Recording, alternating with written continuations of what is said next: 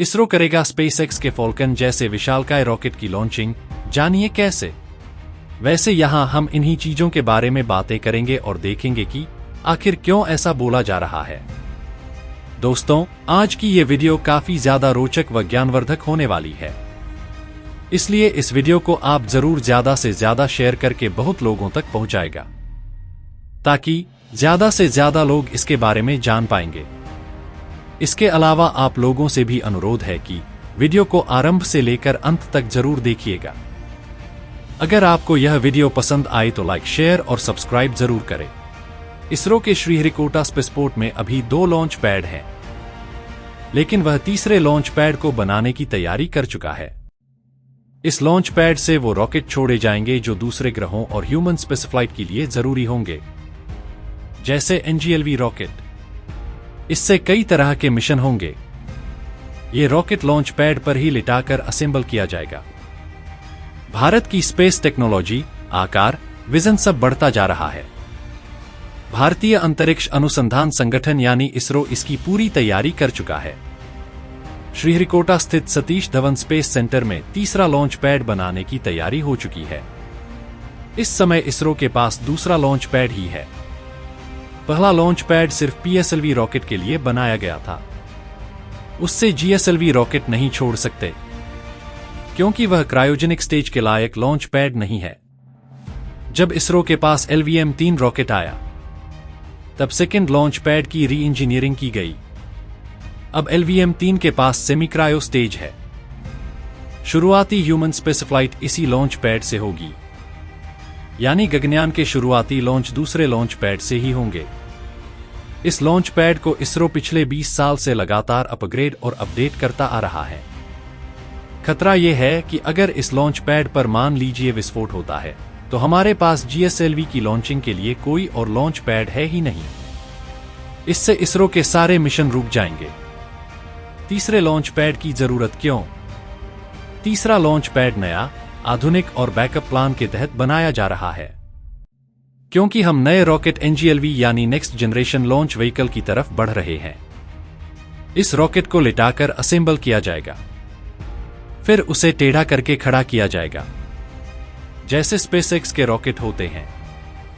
यह vertically assemble नहीं होगा, इसलिए हमें ऐसे लॉन्च पैड की जरूरत है जहां रॉकेट को लिटाकर असेंबल करके वापस सीधा कर सकें, यहीं से फिर लॉन्च कर सकें। इसलिए ऐसा लॉन्च पैड चाहिए जो इस तकनीक को सपोर्ट कर सके। NGLV में ज्यादा लिक्विड इंजन बूस्टर होंगे। जेट डिफ्लेक्टर डिजाइन भी बदलेगा। जेट डिफ्लेक्टर यानी लॉन्च पैड के नीचे लॉन्च के समय जो धुआं, आग निकलता है, उसे सुरक्षित निकालने का रास्ता। सभी स्टेज की टेस्टिंग भी यही होगी। इसके लिए महेंद्रगिरी सेंटर की जरूरत नहीं पड़ेगी, इसलिए इस लॉन्च पैड का ज्यादा एडवांस होना जरूरी है। एक ही लॉन्च पैड से कई सारी चीजें पूरी जाएंगी। क्या होगा NGLV रॉकेट में? NGLV 3 स्टेज का रॉकेट होगा, जिसका पहला स्टेज रीयूजेबल यानी फिर से इस्तेमाल किया जाएगा, जैसे स्पेसएक्स के फॉल्कन रॉकेट का पहला स्टेज वापस आ जाता है। ठीक वैसे यह रॉकेट काफी किफायती पड़ेगा। भविष्य की जरूरत भी यही है। अभी LVM-3 अपने साथ 9.2 टन वजनी पेलोड लियो तक पहुंचा सकता है। इसे बढ़ाकर 20 टन पेलोड की क्षमता करनी है। GTO तक अभी 4.3 टन पेलोड पहुंचा पाते हैं।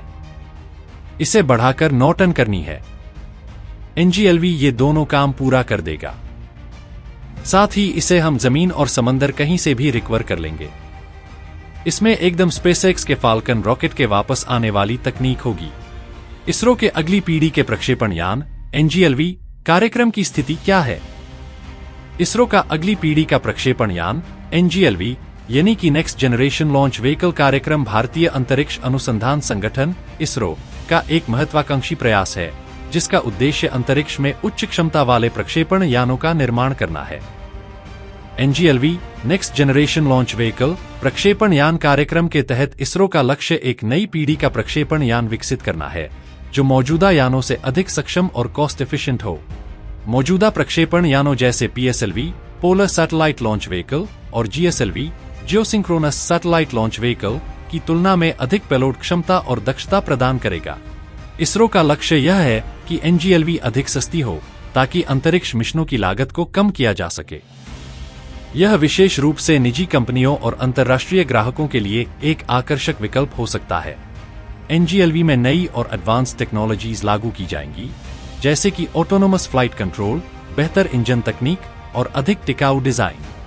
यह यान विभिन्न प्रकार के उपग्रहों को विभिन्न कक्षाओं में प्रक्षेपित करने के लिए सक्षम होगा, जैसे कि कम पृथ्वी की कक्षा लियो, मध्य पृथ्वी की कक्षा MEO और उच्च पृथ्वी की कक्षा GEO। NGLV में भारी पेलोड क्षमता होगी, जो कि इसे अधिक महत्वपूर्ण अंतरिक्ष मिशनों के लिए उपयुक्त बनाएगी। इसका इंजन डिजाइन काफी उन्नत होगा, जिससे इसकी फ्यूल एफिशिएंसी में वृद्धि हो सकेगी और मिशन की सफलता दर भी उच्च होगी।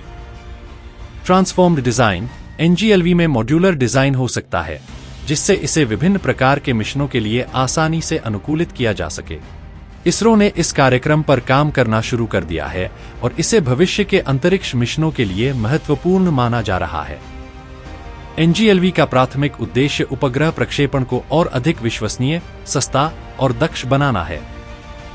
फिलहाल इसरो का ध्यान इस प्रक्षेपण यान के विभिन्न घटकों की परीक्षण और विकास पर है और यह संभावना है कि आने वाले कुछ वर्षों में इसका पहला परीक्षण किया जाएगा।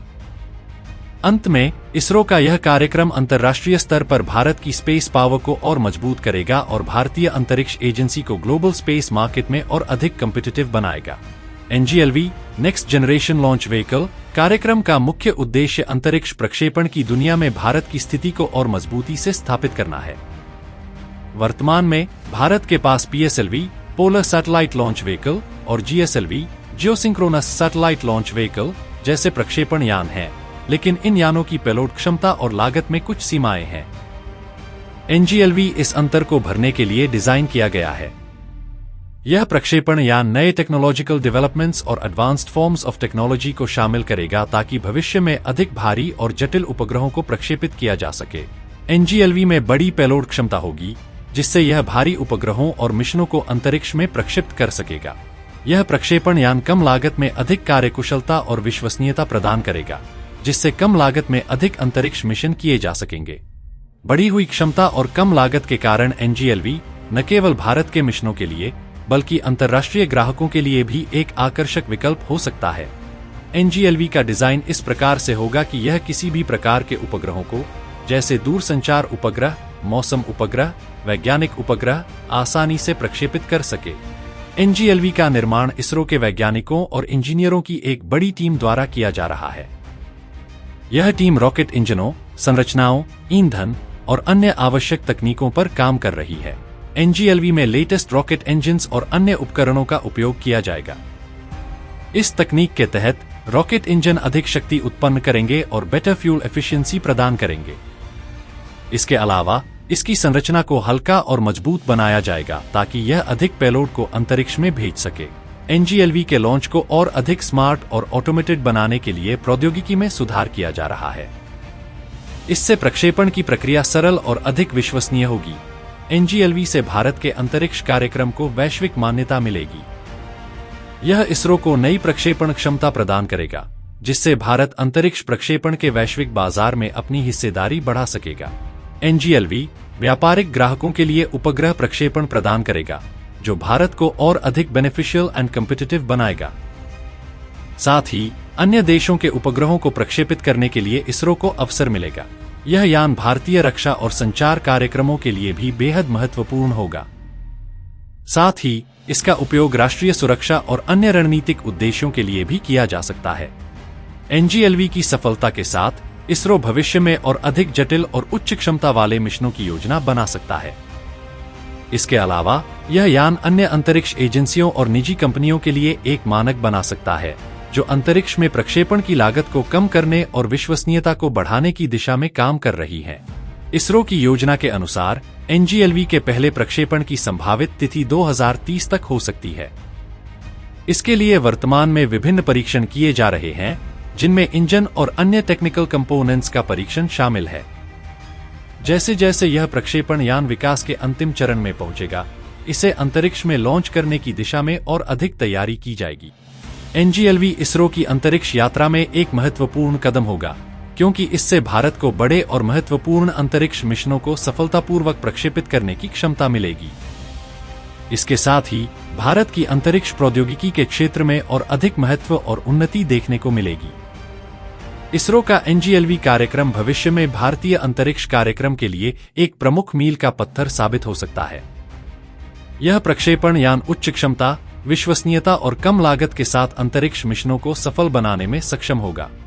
तो दोस्तों, अगली वीडियो में फिर मिलते हैं कुछ और इंटरेस्टिंग फैक्ट और न्यूज के साथ। अगर आपको वीडियो पसंद आए तो लाइक, शेयर और सब्सक्राइब जरूर करें, और अगर आपको किसी और विषय के ऊपर वीडियो चाहिए तो कमेंट में जरूर बताएं। धन्यवाद।